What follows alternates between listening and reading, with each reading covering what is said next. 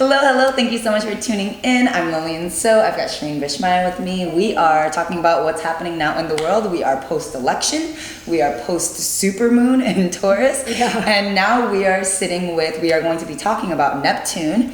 Neptune is stationing, very relevant to a lot of stuff that's going on already in the beginning of November. So first things first, I'm going to say right now we are going to be talking about Neptune stationing. Yes. And so the first question I'm going to ask you, Sherene, is break down Neptune for me. Like, what is Neptune? What does it even mean? Like what does it rule? Like, what does it control? Like, what are the themes around Neptune? Yeah, Neptune is the most nebulous planet, so it's very hard to put into terms of what it is. Out there. Mm-hmm. It's cloudy, it's foggy, it has to do with the invisible realm. Mm-hmm. So Neptune often is a shroud of reality, and it shows more what we project, like what we think reality is versus what it is. And that the projection is based on our psychological history, it's based on our own emotional tendencies. You know, you could say like basically our psychological makeup. Right. So it's a combination of the history and just our own, like if you look at the astrological chart, for instance, you could see the way we might project Neptune. So Neptune is a lot of illusions, delusions, the invisible cloak, the way we see reality versus the way reality really is, the beer goggles, so fantasizing, the rose-colored glasses, things that aren't actually. It's like a filter. It's like the Instagram filters that I think we've used before as an example. So it's like depending on which filter we choose to see our reality through, that's Neptune. But as Neptune stations, it's like reality turned into a new filter, or the filter's being removed. Okay, got it. And, you know, I think like we were talking about, like since this election, a lot of us are in this kind of Neptunian disillusionment, and Neptune is not only getting ready to station, but it's getting ready to conjunct the South Node in Pisces. Okay. So there's a lot of like major disillusionment. It's not just like our everyday disillusionment of like, oh, that's a little disappointing, or we're talking like collective. That person fell off a pedestal, or that idea of reality is really fantasy, or like, wow, I really wasn't seeing things clearly. Now with our current state of reality, a lot of us are like, how in the hell is this happening? Like, what is going on? It's happening on a much grander level. Like the sense collective. of disillusionment and things falling off a pedestal, and our belief in like the world being fair or just, or things working out the way we had hoped. All of that is like in this major oceanic. Like what? Like, is this real life? It's that whole thing, right? This, like, how is this reality? Yeah, how is this real? Mm-hmm. How is this real?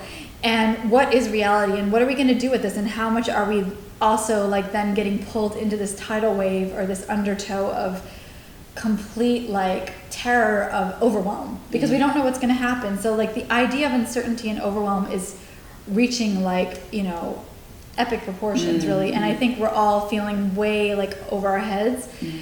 And also this feeling of like, what do we do with this? Like, so if this is the end of the world as we know it, we don't feel so fine. I don't know, that song is actually kind of not true. I don't feel fine. Right.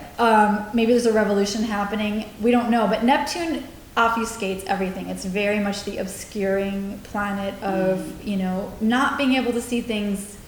I mean, what is reality? Then we could get into the philosophical question of what is reality and what's real. Right.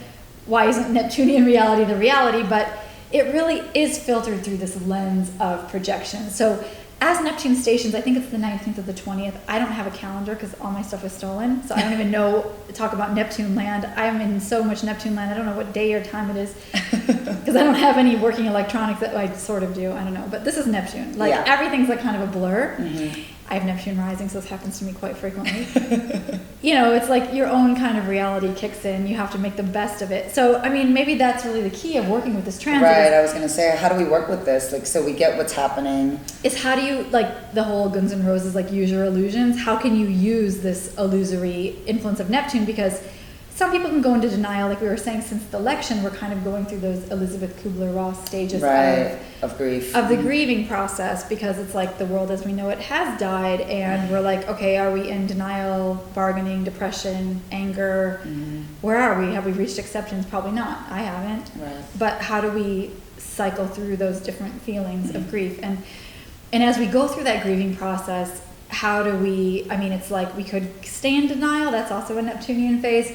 We could also create our own reality. That's also a very famous Neptune thing. Like, Yeah, get lost in the fantasy or like Right, create an but we can't- alternate universe. But I think at this point we have to really be awake to what's happening. We don't want to like totally get submerged in the fear, but we have to keep our eyes open and stay tuned into like what is really happening. Like, who is this president-elect actually appointing, and how is this going to impact us? We do need to keep our eye on that and really like respond to that. I feel like in a very immediate and a very awake state. We can't go back to sleep. That's kind of the negative Neptune.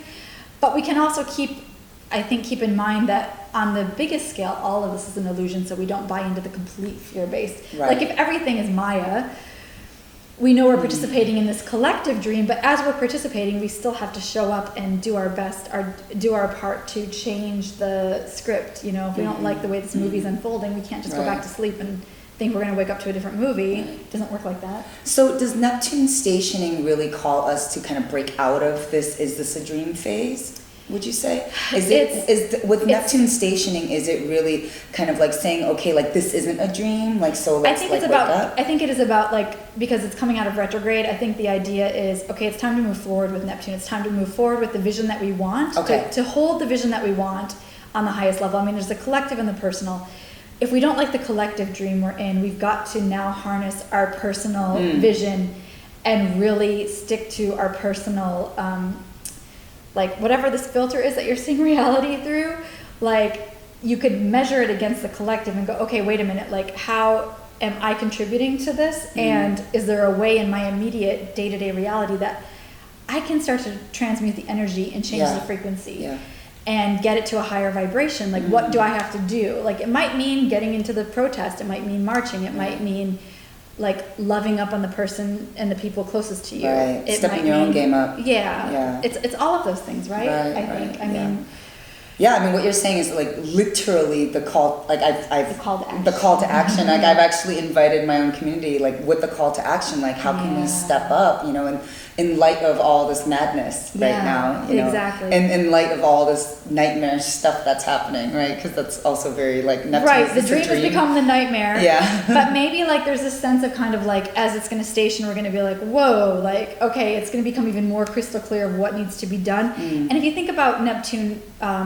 The South Node is our past life karmas, past life tendencies. So if you think about this merger with Neptune and the South Node, I feel there's a real like alignment between having to confront, okay, this is an old pattern. Like we don't want to revert back to the 1930s, right. We don't want to go backwards. Germany. Yeah. Like if we don't want that, like how are we participating in our own personal lives to that dream, and how can we change the dream? One thing I would recommend with Neptune stationing is to pay attention to your own personal dreams. Like Jung knew that there was going to be a world war, another world war through his own dreams, actually through the dreams of his clients. Yeah. We get the messages through our dreams right now, so we have to pay attention to what's happening on that level. What omens, what signs, what messages are you getting? Yeah. And are you paying attention to those? And are you doing the deep inner work that you need to do to change the, it's the butterfly effect, so we can't underestimate the power of each person doing their own work. And we can't fall into like mass hysteria and collective I agree, catatonic, which is very easy to do. Like trust me, I'd rather just like bury myself in bed for the next 2 years or 4 years or whatever. At least 2 years. I say 2, hoping like he'll somehow not be in the office past that. But yeah, and for whoever this is offending, if you're a Trump offender, we're probably not watching our video. Hopefully just change the channel, because we're not going to say anything positive about Trump. But yeah, we got to wake up to this, because we cannot go back to fascism Germany on any level. Like there's just no way. So with Neptune kind of like ruling that illusion, delusion, and all that, I feel like you're telling us that we got to wake up. Wake up from this bad dream. Yeah, wake up from this bad dream, and at least like follow our own vision and not get caught up in at least it's a wake-up call, like that we can't be all like in la la land. Like that's the Neptune station too. I feel like if we've been kind of all like in this, if we think of the collective dream of like, oh, we're all like in our spiritual realm with our crystals and like doing all our, it's all about the crystals and this and that, versus like, well, sometimes it's like I'd love to just hang out in Crystal Land too. I love crystals. Nothing against crystals. It's my favorite thing. But I'm just saying, like, we could get a little lost in Instagram Crystal Land when we've got a fascist in office. Yeah, and we got like real shit to do. Yeah, we got to really like pay attention. Yeah. All right. So wake up, right? Wake up. Yeah, wake up and stay on course with your dreams and your vision, especially. Stay on course and do what you can to like make sure that that we change the course of what it seems like is happening. Like maybe this can all dissolve. Maybe this bad dream can all dissolve into the South Node, and we can actually wake up Right. to where we were heading. Or Yes, we thought we were heading. where we thought we were heading, right, exactly, yeah. So I feel like the call with Neptune Station is definitely do what you gotta do, stay on course and try to, if you feel like this is a bad dream that we're in, then, how can you wake up? How can you wake up and, I don't know, step into your own power around all of this? Smell the coffee. So, yeah, smell the coffee. Drink some coffee. Yeah, exactly. So with that said, hopefully we'll see you guys again before Thanksgiving. Otherwise, we will have some new stuff for you coming up soon because we got a new moon in Sagittarius and, always things in motion. Yeah. So, all right, we'll see you guys soon. Thanks for tuning in.